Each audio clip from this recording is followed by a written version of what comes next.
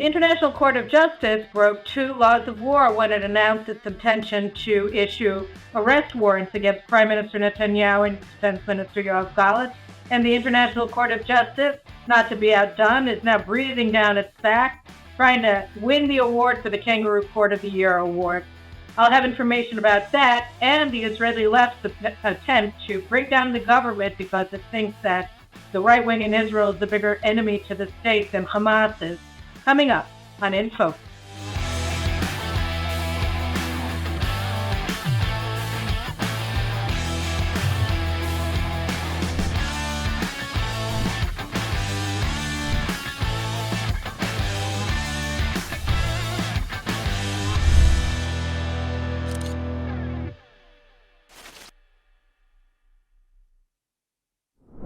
So I flew into the United States on last Monday, a week ago, and as soon as I landed, I found out that while I was in the air, the chief prosecutor of the International Criminal Court, Karim Khan, had a press conference where he announced his intention to issue arrest warrants against Prime Minister Netanyahu, Defense Minister Yoav Gallant, and the heads of the Hamas terrorist organization, Ismail Haniyeh, Yahya Sinwar, and one other guy, whatever. So mass murdering, genocidal Jew haters on the one side, and the democratically elected Prime Minister of the State of Israel and his dysfunctional defense minister.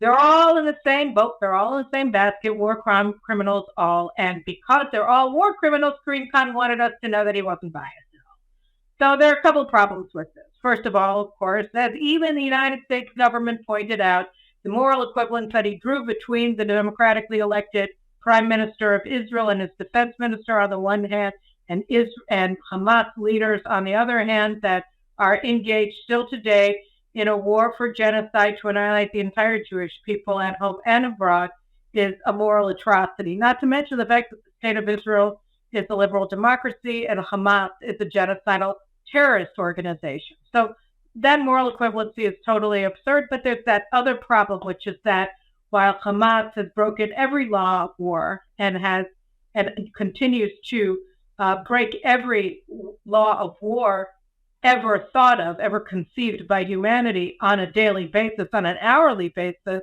Israel has broken no law. It has committed no atrocities. We're not, as Karim Khan claimed, deliberately starving anybody. Nobody is starving, in fact, in Gaza, except for the hostages. And, we saw evidence of that fact just yesterday, I think it was, where we had hundreds of terrorists in Rafah surrendering to IDF forces in the city. And guess what?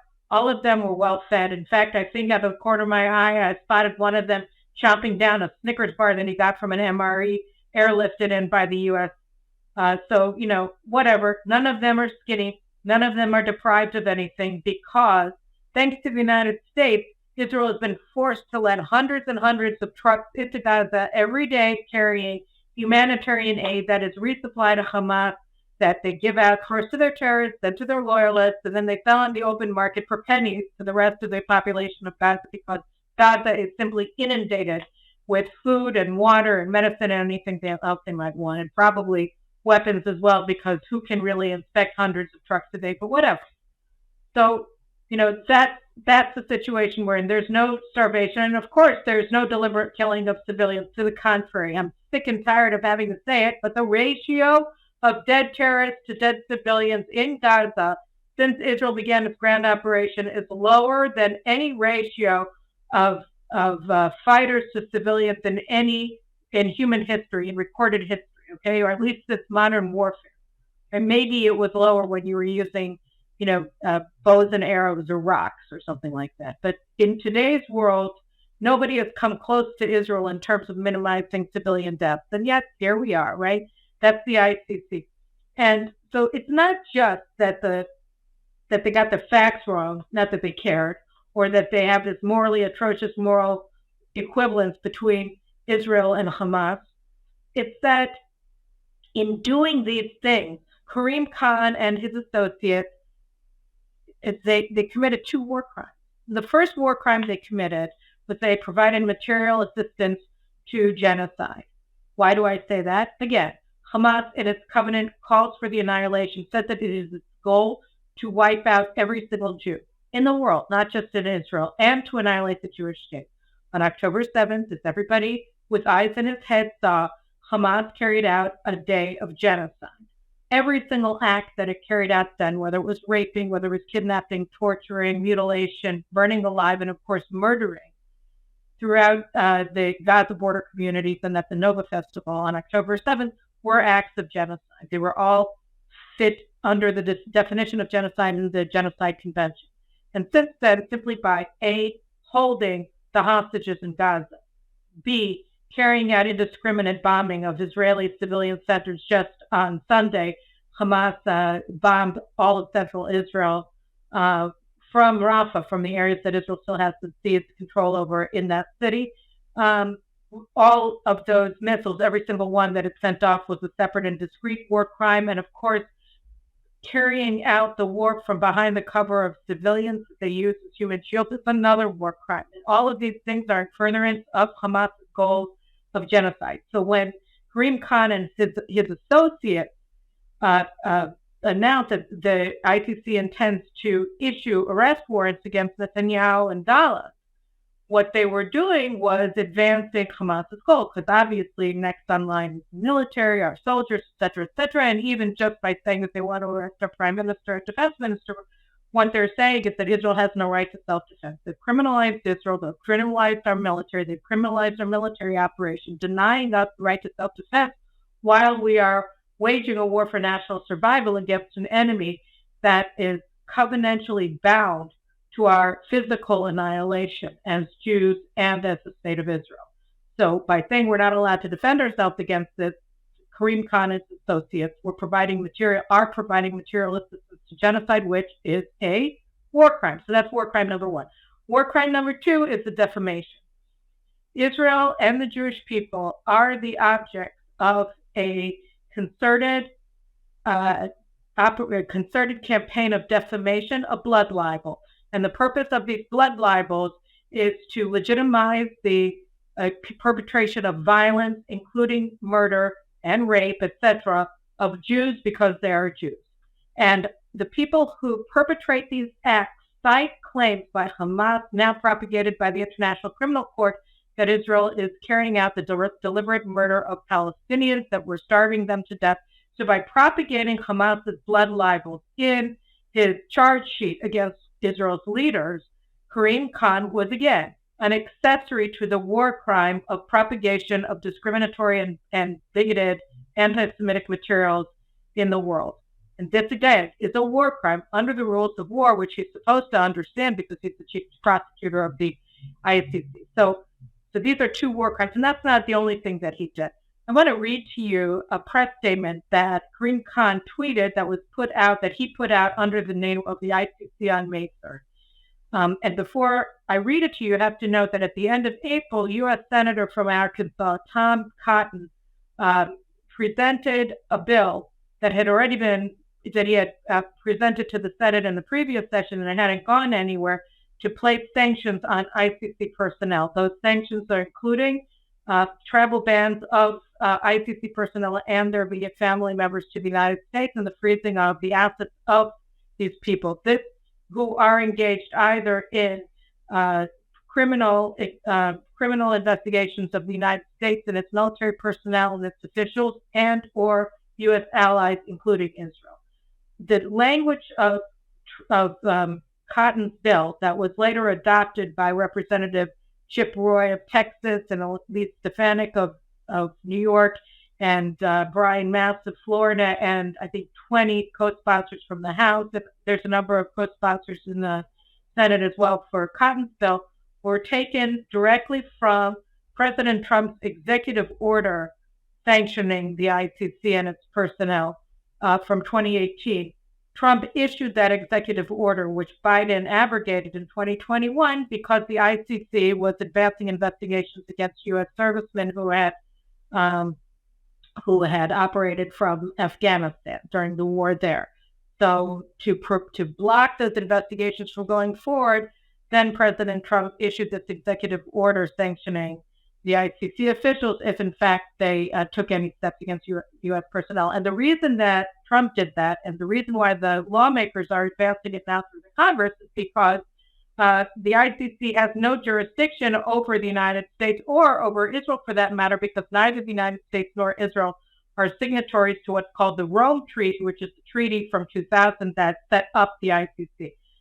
President Clinton signed it, and I think then Prime Minister Barack also signed it, but it was never put forward to be ratified either in the Senate nor in the Knesset. So Israel is not a party to the Rome Treaty, nor is the United States, and therefore Karim Khan doesn't even have jurisdiction. So the entire thing is spurious and illegal in and of itself. I would say that was that's certainly a third crime. I don't know if it's a war crime or not, but he has no jurisdiction.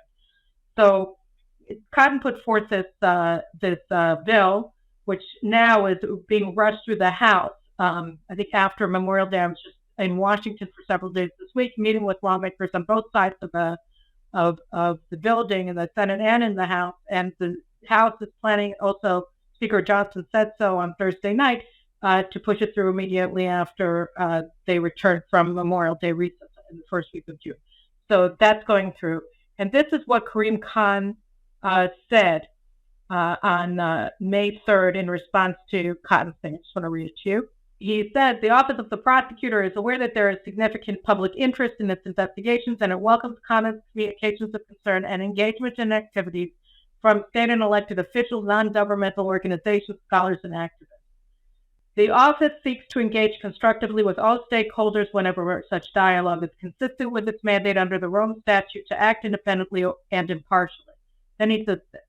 That independence and impartiality are undermined, however, when individuals threaten to retaliate against the court or against court personnel should the office, in fulfillment of its mandate, make decisions about investigations or cases falling within its jurisdiction. Such threats, even when not acted upon, may also constitute an offense against the administration of justice under Article 70 of the Rome Statute. Okay, an offense. So he's saying you're committing a crime if you go after me or the ICC when we're putting forward these cases over actors like the State of Israel, like the Prime Minister of Israel, like U.S. servicemen, like U.S. elected officials, over whom we have no jurisdiction because, again, neither Israel nor the United States are parties to the Rome Convention, to the Rome Treaty. And he goes on and he cites what it says in the statute or the treaty, of which neither the United States nor Israel are signatories. So who cares? And then he says this, the office, that's his office, me, right? The office insists that all attempts to impede, intimidate, or improperly influence its officials cease immediately.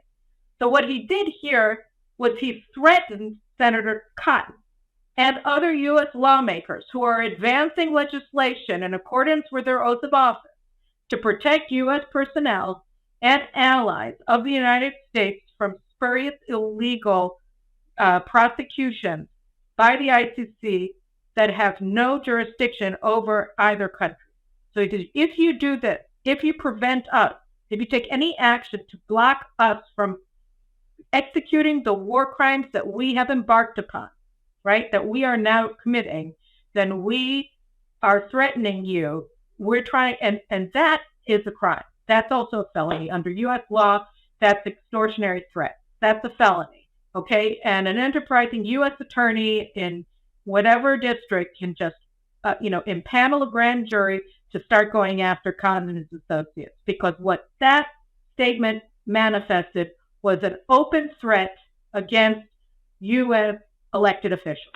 And that is pretty amazing. And finally, I just want to say one last thing about this, which has to do with the moral atrocity of the moral equivalence that they make between Israel and Hamas. So I think that's the best way probably to solve that. Israel is now engaged in the largest criminal investigation in its history, probably in the history of humanity, because it's trying to pin down the precise crimes that every single Hamas terrorist and Gaza innocent civilian who were among the 5,000, I think, who invaded Israel on October 7th, and to the side as an auxiliary force of murderers to Hamas murderers. They also were involved in decapitations and burning alive and kidnappings and rapes that day. So a lot of them are under arrest. I saw two interrogation videos of a son and a father who, together with the uncle, gang raped one of the Israeli women in one of the kibbutzim, and they admitted to murdering half a dozen people because, whatever, and they're all clean shaved and they have clean clothes on from Israeli Prisons Authority, while our hostages are either dead or being starved to death and tortured and raped. So, great. Anyway, but we're the moral equivalents of these guys. So we're carrying out this big criminal probe. But the truth is that we're not the only ones who can prosecute these monsters. Before the ICC gets them in their clutches so that they can let them all go because they're on the same side. The United States can too. The Department of Justice, the Hamas and the Hamas terrorists and the Palestinian auxiliary forces of all the innocent civilians who invaded Israel that day murdered, I think, in excess of, or it's either 28 or 35 American citizens. I'm sorry, I don't have the precise number, and I don't want to get it wrong. I heard one somebody said 28, another person told me 35, and I didn't have a chance to check. But dozens of Americans were murdered by Hamas on October 7th, and let's not forget they're still holding 5 Americans hostage. All right? That gives the Department of Justice in the United States ample cause to begin criminal prosecutions against Hamas's leaders, and name them, right? There's no reason for Karim Khan and his band of criminal prosecutors or prosecutors who are criminals to be taking this on. The United States should. So I think that those are the things that we have to point out about the ICC. And as to the ICJ, I think it's really important to note that Israel just has to walk away from the jurisdiction clauses of the ICJ. There's no reason for these Hezbollah supporting judges to be sitting in judgment of Israel on claims of genocide against the Palestinians, even though it's the Palestinians as a society that support the genocide of Israel, and as a society in Gaza, you had thousands of them coming into Israel and actually carrying out separate and discrete acts of genocide for about 36 hours from October 7th to October 8th. Okay, but we're being tried for genocide because the International Criminal Court is totally corrupt, and they just put out this order that Israel will stop its operation in Rafah. Lest we face the consequences, which could be a UN Security Council resolution ordering us to cease our operations in Rafah. And I think that the government responded properly on Friday after the order was issued to say, look, no, you don't have any legal basis for this order, and we'll just continue prosecuting the war in accordance with the laws of war, just as we have been doing to date. And I think that was probably the right thing for the government to say, and they said it. But I want to say something about it. One of the reasons that we're in this pickle, and first of all, about the nature both of the ICC and the ICJ. The ICC by design, and the ICJ by the way that the left has captivated it and it's marched through all of the institutions, transformed the International Court of Justice essentially into another international criminal court. But today there's nothing. The ICC has never been a legal body. It has always been a political body. I think maybe a case could be made, although I wouldn't make it because I don't think it's true, but I can see, listening avidly to somebody making a case that initially after the Holocaust and the International Court of Justice was founded in The Hague, that its goal was to try to develop an international legal regime that was going to protect the Jews and people like them from being sent to Auschwitz in the 1950s or 60s. So it may have been designed that way, but today it's just a political body, no different from the International Criminal Court. And Israel's biggest mistake throughout this period, and I would argue even before that, is that going back to 2004 when the International Criminal Court took on a request and they issued a legal opinion about whether Israel's security fence in Judea and Samaria was legal or not under international law. They didn't have the right to do so. They had no reason to do so, but they did it because they're part of the lawfare campaign to say that Israel is a criminal state and that we have no right to exist. And believe it or not, they said that Israel's fence was illegal. How surprising. So Israel's problem, at least since then, so at least for 20 years, is that we've treated these political institutions as the courts of law. And we've given them their due. We've given them the respect that you would give to a court. And, and pled our cases, whether in the courtroom, as we've seen at the International at the International Court of Justice, or in face-to-face meetings with prosecutors, as we've seen repeatedly with ICC prosecutors who have come to Israel. And this is a mistake. This was a huge mistake, because the minute you do that, you empower them. You empower them to screw you. They're there in order to screw us. They're not investigating Israel on any of these charges because they think that we're guilty. They're doing it because, A, they hate us. I mean, I think the Karim Khan hates Jews, but it's not just because of that. It's because they're building their institutions. All of these international institutions exist in order to be powerful. And every step that they take is by design to expand their powers. So they're going after Israel because they think that this is going to make them more powerful. That's certainly what the International Criminal Court is doing. That's certainly doubly so with the International Criminal Court. So the International Court of Justice, that's what they're doing with the genocide, the spurious genocide trial, which is insane. And that's exactly what the ICC is doing with their spurious efforts to issue arrest warrants, which would involve, of course, the kidnapping and holding hostage of Israel's elected leaders and our military commanders and our soldiers, etc. So that's what they are doing. They're doing because they think that will make them more powerful. And if they get away with this with Israel, obviously they're going to go after the United States as well, because that's what they do, because they already started. They had to shout across the bow with the 2 investigations of U.S. forces that had been operating in Afghanistan. That was close because Trump issued his executive order. And if they get away with doing this with Israel, of course they're going to come back and do it again against the United States, particularly if President Trump is reelected in November. So that's what they're doing. And why did we treat them like an international body? One, because I think that our lawyers fundamentally don't understand international law. I don't think that they understand that fundamentally international law itself is not a law, but it's a political campaign. The way that international law works is very different from how Israel's experts on international law perceive it. It's not an actual law. It's politics. It's all politics. And they keep insisting that it's law, and it's not. And why do they do that? So part of it is because they don't understand. And the other reason is because if it's law and if it's a court, then it's their job to deal with it. That makes them important. It's not just the ICC and the ICJ that are trying to build their institutional power by going after Israel. On the other side, inside of Israel, in the Ministry of Justice and the Supreme Court, our judges and our state lawyers are also building up their power by saying that this is a legal issue, and therefore it's their job to deal with it. But it's not a legal issue. It's a policy problem, and it's a political issue because we're being attacked by political institutions. And so they keep, it's like the old thing with the University of Chicago Economics Department says that if the only tool you have is a hammer, then everything looks like a nail, right? And so if all you are is a lawyer, then everything looks like a legal problem. But this, again, is not a legal problem. And trying to deal with it with the tool of law is not going to get you anywhere, because these people don't care about law. If they cared about law, then they wouldn't be coming after Israel, because we're not breaking any law.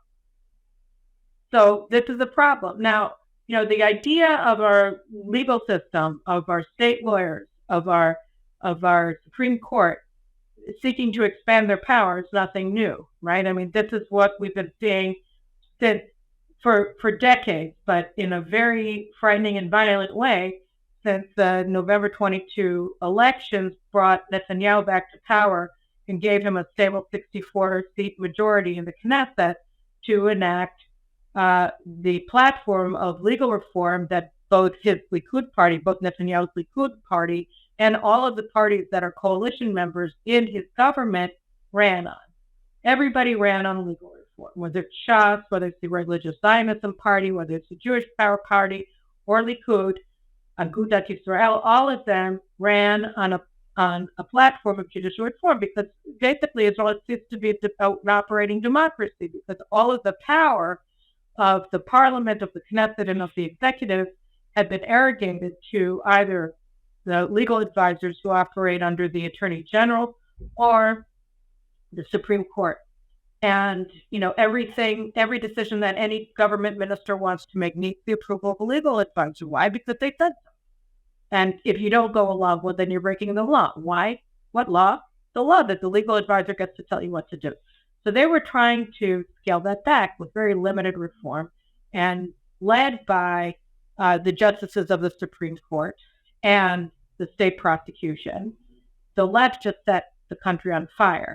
And their full partners in that were this mafia of retired generals and Mossad directors and Shin Bet directors who kept saying that, Israel was going to go to the dogs, that the army was going to stop operating. There was a general strike called by the National Labor Union, the Histadrut, and all of this other stuff to paralyze the country if the government dared to take away any of the power of the legal fraternity. And now we saw on October 7th, when the army forgot to show up to work for like 8 hours, the Air Force didn't show up for 8 hours, when the Jews on the border of Gaza were being butchered.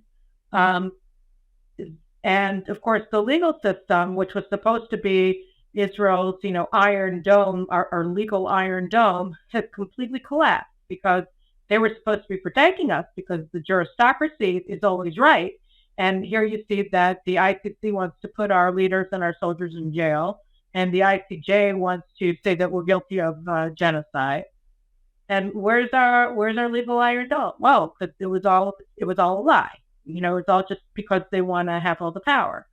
So now we're stuck because all these people said that they're the only ones who understand what's going on, and they were the only ones who refused to see what was going on because they were only thinking about themselves. And now they're thinking about blowing up the country. So I want to move from here to what they're doing to the IDF today. So I want to show you, and I want to show you 2 videos. Here's the first one. It's of a reservist who has been serving, and I think his name is Ludon, its last name, who was serving in Gaza for the past 7 months. And on Friday, I believe, this video came out where he was saying, look, we left our families, we left our jobs, our whole personal lives, our careers are in ruins. We've been fighting for the country for 7 months, and we will accept nothing less than victory. I want you to see what he said. ראש הממשלה בנימין נתניהו, הסרטון הזה מיועד לך. אנחנו חיילי המילואים לא מתכוונים למסור את המפתחות לאף רשות פלסטינית. לא מתכוונים להעביר את המפתחות של עזה לאף ישות, חמאס, פתח או כל ישות ערבית אחרת. חיילי המילואים מאחוריך ואנחנו רוצים לנצח. יש לנו הזדמנות של פעם בחיים. יש לך 100,000 לוחמי מילואים שמוכנים למסור נפש בשביל עם ישראל. מוכנים למות. איבדנו הכל, איבדנו את החיי משפחה שלנו, איבדנו את הפרנסה שלנו, ואין לנו לאן ללכת. אנחנו נשאר פה עד הסוף, עד הניצחון. יואב גלנט, אתה לא יכול לנצח מלחמה. תתפטר, אתה לא יכול לנצח את המלחמה. אתה לא יכול לפקד עלינו. והנה אני מודיע לך, אדון יואב גלנט, אם אנחנו לא נלך עד הניצחון, 100,000 חיילי מילואים יישארו על הגדר, לא נזוז מהגדר. אנחנו נשאר פה על הגדר, אנחנו נקרא לתושבי מדינת ישראל להגיע לעזה, תחת הבטחה שלנו, ואנחנו נקשיב למנהיג אחד, וזה לא שר הביטחון וזה לא הרמטכ"ל, זה לראש הממשלה. תחשבו טוב טוב למי אתם מתכוונים לתת המפתחות אחרי זה. אנחנו רוצים ניצחון. האחים שלנו לא נרצחו סתם, לא נאנסו סתם ולא נשחטו במיטות שלהם סתם. אנחנו שקפצנו ב7 לאוקטובר ועד לרגעים אלה נמצאים במילואים בלי לישון עם המשפחות שלנו, רוצים ניצחון, רוצים הכרעה. Okay, so that's one guy. And on the other hand, I want to show you the left, the rioters from 2023 who are now trying to bring down the government in a renewal of their riots. I'm going to show you what they did. I'm going to show you one event, but this was something that they did every single day, day in and day out for 10 months preceding October 7th. So just watch this little tiny clip. אם הממשלה תפר את ערכי היסוד ותהפוך את ישראל לדיקטטורה, לא נשרת. בממשלה כזו אני לא אוכל לשרת. אזרחים חופשיים לא יתנדבו לשרת בדיקטטורה. זה פשוט לא יקרה. אני לא אמשיך לשרת במדינה שאינה דמוקרטית. סיירת צנחנים, חובלים, קציני תקשור, חיל חימוש, אמ"ן, חיל אוויר, חיל הים, פיקוד העורף, צוללות, יהלום, 8200, איתן, מבקר צה"ל, שלדג, תותחנים, שייטת 13, 669, רפואה, לוטר, סיירת מטכ"ל, לוחם שמיים, תלפיות, גולני, מגלן, תגח, כולם פה. All right, so what do we see here, right? We see this guy who has been fighting. He is not threatening not to continue fighting. He's demanding to be allowed to fight to victory. That's what he's doing, right? And he's saying that Yoav Gallant, the defense minister, and the IDF chief of staff, Lieutenant General Herzi Halevi, are both trying to lose. They both want Israel to lose because Yoav Gallant came out and said that he wants to transfer responsibility over Gaza to the Palestinian Authority, which is a terrorist organization, and Herzi Halevi said that as well. Right? So they're both on record saying that what they want to do is also cut a hostage deal that will end the war, right? Even though we've found 7, albeit dead, but still hostages that we've rescued just in the past week alone, and we would have had to pay, with hundreds of terrorists just to get the bodies out. So the longer that we're staying in the fight, the larger the chances that we'll be able to rescue the rest of the hostages. So they don't want to do that. They want to cut a deal, and they want to bring in the Palestinians. Why is that? Because they're aligning their positions with the positions of the Biden administration. We talked about this in the past 2 shows about Gallant first, and then Gantz, who joined him at the end of 2 weeks ago, so like a week and a half ago. So and they're both following what Herzi Halevi wants. They want to pretend that we're going to get peace with Saudi Arabia while we commit ourselves to establishing a Palestinian terror state in Judea and Samaria and Gaza and Jerusalem that will kill every single one of us. And that because then we'll be friends with America again, and that's like the most important thing, not survival. And we'll get a fake peace with Saudi Arabia in exchange for total capitulation. And we're also, according to that, supposed to capitulate in the north as well to Hezbollah. So it's all fabulous. And so this soldier comes out and says, over our dead bodies, we haven't been fighting for 7 months in order to get there. We're not going to hand over Gaza. We're following the prime minister. The prime minister said he's going to fight to victory. Where'd his soldiers? Netanyahu, we're behind you. You just keep leading us forward. So what happened? And on the other hand, you have these guys who call themselves brothers in arms that are insurrectionists, that were organizing and implementing a military coup against the government in 10 months preceding October 7th. Okay, and this is naming almost every single unit in the IDF, saying that they all have agreed not to serve under the government. The Bitronistim, the former IDF officers and warriors who are opposed to capitulation, they did a survey last week, I think, of what people think of what happened in 2023 in terms of the calls for refusing to serve in reserves. And they found that 93% of Israelis on the right who define themselves as right-wingers believe that calls to refuse to serve played a role in Hamas's decision to invade Israel on October 7th. Then you have, I just give you the exact number. I remember the 95% of right-wing voters say that it contributed to Hamas's decision to invade Israel. 74% of centrist voters say that actions by these kinds of guys and brothers in arms, specifically what they did and what the former chiefs of staff did. There were 5 former chiefs of staff who supported their call to not serve in the IDF, and multiple former heads of the Shin Bet, multiple former heads of the Air Force, multiple former heads of the Mossad, all siding with them, saying, yes, dismantle Israel's security services in the IDF so that we can bring down Netanyahu. And of course, in the end, God supported them as well, which is what stopped the judicial reform in March 2023. So this is, they were major players in all of this, and then they brought catastrophe on the country on October 7th, the likes of which we've never seen. And finally, on the left, where you'd think that people would be with the former chiefs of staff of the IDF, Bogi Ya'alon, Dan Khalid, Ehud Barak, and all the rest of them who were siding with these rioters, 51% of leftists also believe that their calls to refuse to serve in the IDF contributed to Hamas' decision to invade Israel on October 7th. Okay? So the country is basically totally unified against them, right? 95, 74, 51%. And yet, nothing ever happened to them. Nothing ever happened to them. None of them were thrown out of the army. We had pilots saying that if the reform goes forward, that they're not going to attack Iran's nuclear installations if they're ordered to do so, right? Hello. And again, the Air Force did not show up for work on October 7th. So nobody has ever been investigated. Nobody's ever been arrested. Nobody's ever been thrown out of the Army. Nobody was ever punished for this whole-scale rebellion against the government using the IDF as the principal tool for ousting the government from power, aka military coup. Nobody was ever punished for that. What happened to that soldier? So within, an hour of his video going viral, right?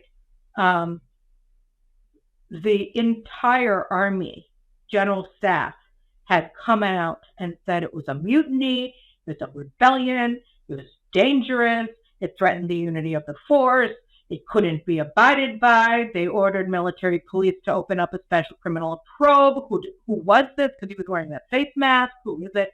Find him, root him out, arrest him, throw him in the slammer, right? And lo and behold, by Sunday, they had identified him and arrested him. And they were, conducting searches of his whole unit and all of this stuff with CID. And he didn't say he wasn't going to serve. He said he wasn't going to fight to lose, right? And his attorney says, his defense counsel says, look, under the law, the defense minister is not allowed to give orders that aren't backed by the government's position. So actually, the person who's supposed to be giving orders to the Army is the prime minister. The defense minister, who is subordinate to the prime minister, is supposed to be carrying out. So what we're actually seeing is a rebellious defense minister who's refusing to carry out the orders that he receives from the full government and the prime minister. And here's this fighter, this combat soldier, who's calling him out for his crime, and it's he who has, the entire legal fraternity in the Army, the Military Advocate General's Corps, and military police, and the general staff. Herziel Levy screamed about it. Everybody screamed that. The IDF spokesperson, Agari, screamed about it. And everybody, it's terrible, terrible, terrible. And they arrest this guy who's been in battle for the past 7 months, and nothing ever happened, ever, to the Brothers in Arms, the fake Brothers in Arms group that was trying to, and continues to try to, dismantle the IDF. And by the way, in an internal Facebook group of theirs today, a friend of mine sent me this right before I started taping. They were they were encouraging their activists to keep on keeping on, because they said that in their efforts being supported by key international actors, including President Biden, European political leaders, and the International Criminal Court and the International Court of Justice of The Hague. Right? So here they are combining forces with the ICC and the ICJ. And you know who else is on their side?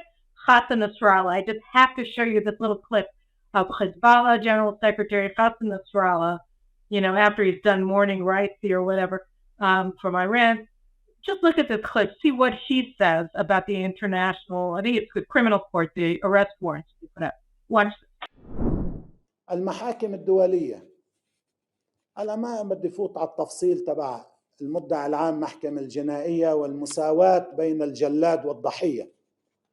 بمعزل عن هذا الموضوع، نفس انه المحكمة الجنائية الدولية مين بصدق انه بيجي وقت يطلب فيه ادعاء او اصدار مذكرات توقيف بحق نتنياهو وجالنت؟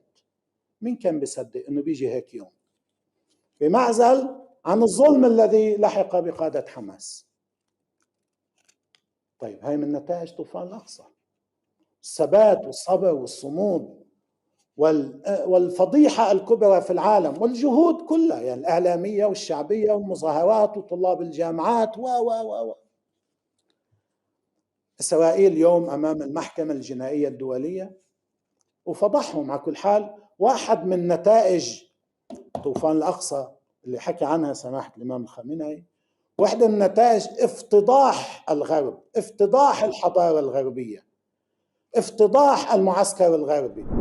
All right, so you have these guys. I just got to get this from my cell phone. You wouldn't believe it. Let me just tell you what it says. I'll translate it really quick from Hebrew. It says here, this is from the rioters. They're Brothers in Arms type. This is what they say.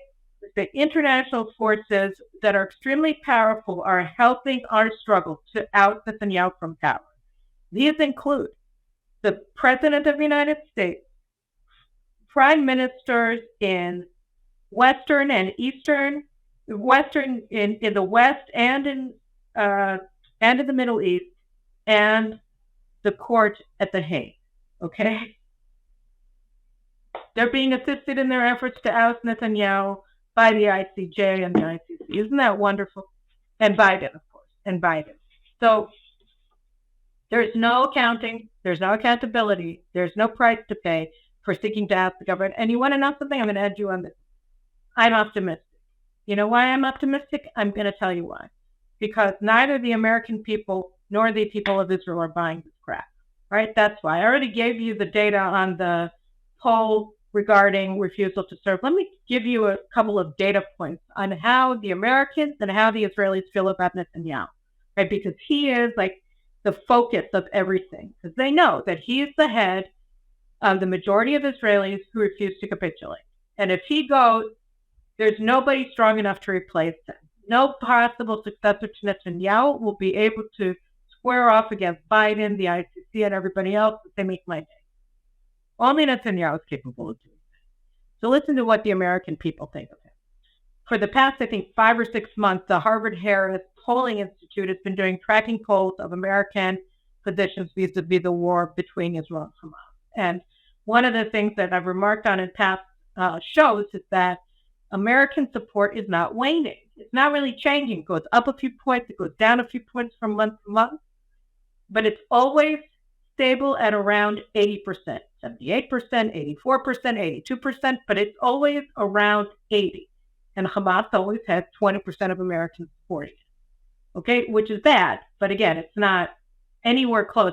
Support for Israel is 4 times support for Hamas, and that's important and it's stable. But one of the things that a friend of mine showed me about the Harvard poll that just came out, Harvard-Harris poll that just came out last week, is that Prime Minister Netanyahu is the fourth most popular public official in the United States. Okay, let me just give you the numbers because they're pretty amazing. So they have, they give favorability rating of public officials in the United States. Elon Musk is the most popular of the ones that they were asked about. He has a plus 13 point popularity rating. So 13 points higher than his unfavorable rating. He's the highest. And then tied for second are Robert Kennedy Jr. and Senator Tim Scott, I think of South Carolina. And those two have a plus 10 approval rating. And number 4, coming in after them, is none other than Israeli Prime Minister Benjamin Netanyahu. He had the favorability rating of plus 7. Okay? Now, after him, number 5 is Donald Trump with a very healthy plus 4 approval rating, favorability rating, and then trailing after him 14 points behind Trump and 17 points behind Netanyahu is none other than President Joe Biden with a negative 10 favorability rating. Okay, and then finally, the last but not least is Senate Majority Leader Chuck Schumer, the guy who called for Netanyahu to be ousted from power. Right, he has a negative 12 favorability rating, which is 19 points behind Netanyahu. And what's interesting is that Netanyahu in April, his favorability rating was 0, meaning that it was, again, an equal percentage of Americans who supported him or viewed him favorably and viewed him unfavorably. And it jumped 7 points in a month. What do we attribute that to? Well, it's fairly obvious. What happened over the last month? Well, the ICC announced that it wants to put him under arrest, and President Biden said that he's not allowed to go into Rafah, and he implemented a partial arms embargo against Israel to achieve that goal. And Netanyahu told them all, buzz off, and he ordered the IDF to go and begin the operation in Rafah. Okay, and the American people responded with a jump of 7% in his approval rating, in his favorability rating. So Americans respect him and view him favorably because he stands up to Biden, who they view unfavorably, negative 10, right? So that's what's going on there. And then what about how do the Israelis feel about him? So it's the same thing. right? We have all of these multi-bazillionaires, right, running this campaign to out Netanyahu for power. I just have to show you one last thing before I get to these really cool. You've got to look at this graphic. Last Saturday night, the leftists again tried to converge on Tel Aviv to call for Netanyahu to be ousted, etc. They want to get back in, their game of mass revolts against the government to oust him from power. And the news said that 100,000 people showed up in Tel Aviv at this rally to oust Netanyahu. So let me just show you the photograph, the footage of the crowd. Okay, you see that? So that's almost it's almost 100,000. It's just 97,000 off. Okay, that's a crowd of 3,000 you're looking at there. 3,000. They said it's 100, but that the left does that all the time. They have 50 people, it's 500,000. That's just how they go. That's how they go, and the media is always supporting them. So you can have like a carpool full of people, and it's a mass rally. That's what they do in like a little Fiat. Right? That's how they do it here.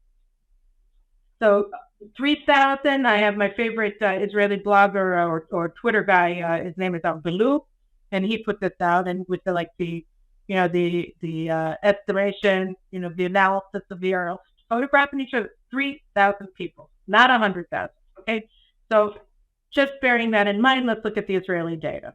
So Channel 14 does tracking polls of favorability rating and head-to-head between Netanyahu and Gantz, who is his closest, opponent. And they also do, the parties. And I think I told you already that Gallant, after he essentially announced that he was totally disloyal to Netanyahu and walking away from the war goals, and that he wants to follow America and put in a Palestinian terrorist state in Gaza, on the backs of our soldiers. So they did a poll, and they asked right-wing voters, the ones who made him number 2 in the Likud primaries, and the reason that he got to be defense minister, asked him whether they thought that Gallant should be fired. And guess what? They found that 73 to 22 right-wing voters believe that Gallant should be fired. So that totally backfired for him. Nobody can stand him. He's got no voters. He's got no voter base unless he hitches a ride on Gantz's party. He's not going to get elected to dog catcher in the next election. Public hates him. His voters hate him. So he has to be a rider on somebody else's train because he's not going to drive any train, at least not back into the Knesset. He's done.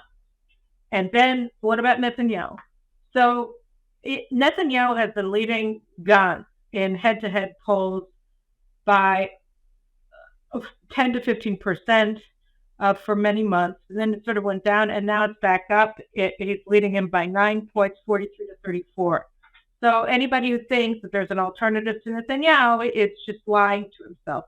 Gantz is not actually in competition to oust Netanyahu from power, and the same goes for his party, the Stateless Party, or whatever nonsense name they give themselves. So according to the lineup, Likud is polling now 25 seats, and Gantz's party is polling 20.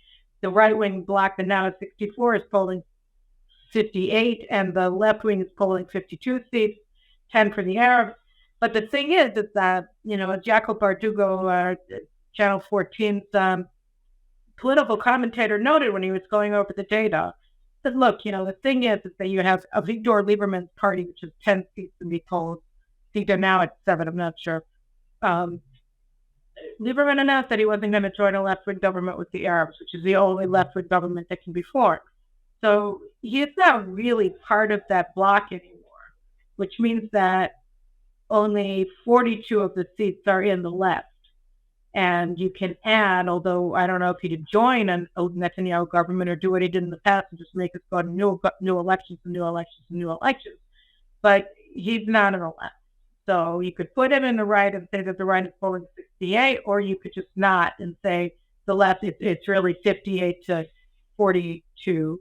And we'll just have to see where it goes. But all of the data show that the Israeli public both supports Netanyahu, just like the Americans do, and that the right wing is much, much bigger than the left wing going forward into the idea of new elections. So I think that's very heartening because, now, with the failure at the ICC, and the failure at the ICJ, and the failure on October 7th, and the complete, there's like no trust anymore, and it's actually terrible between the fighters on the ground and the general staff who totally failed in everything, right?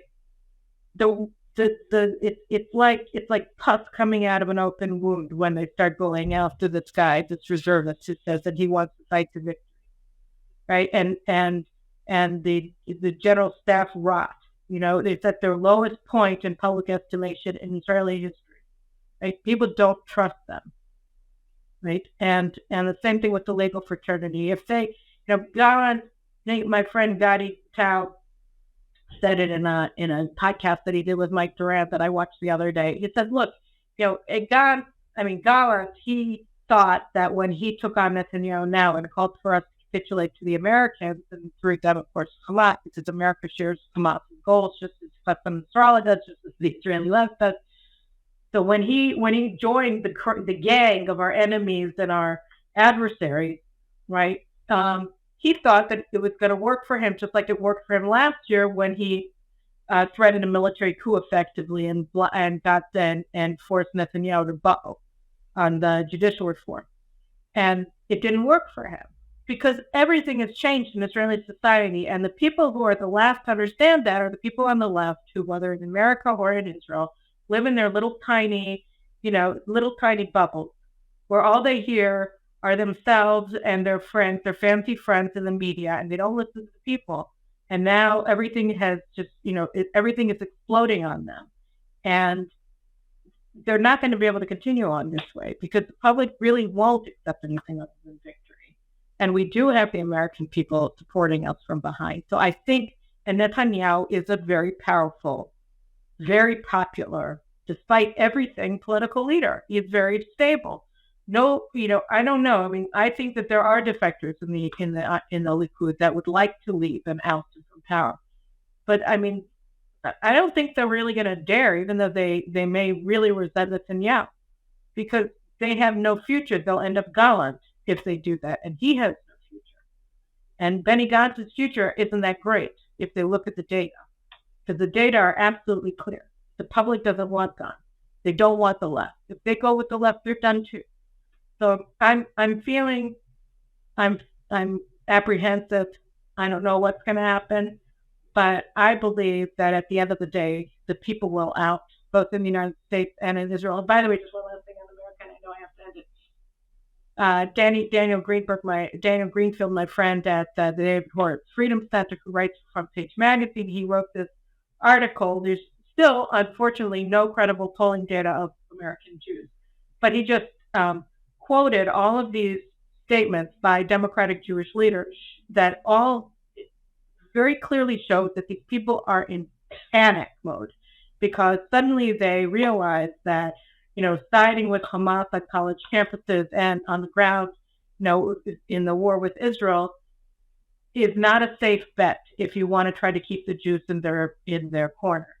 It's not just Bill Ackman and a couple of other billionaires who are saying, no, we're not supporting you guys anymore. Jews are going to be voting in November, and they're not going to vote for, and many of them are not going to vote for Biden, and many more of them are going to vote for Trump. And suddenly, oh my God, what? The Jews aren't automatic Democratic voters? How can that possibly be? And so they're in a state of panic, and good, because facts can't be brushed aside forever, and certainly not now. When the rot is just all over, like the sidewalk is flooded with it. You can barely breathe, it stinks so badly. So I'm feeling confident now because their failure is so complete in every direction, and they're so nasty and hate-filled. People are sick of it. It's not going to go on because they can't anyway, and as a result, we're going to win. So those are my thoughts, and when I get back on with you guys, I'll be home in Israel. So in the meantime, have a good next couple of days, and I'll see you from Israel. Bye-bye.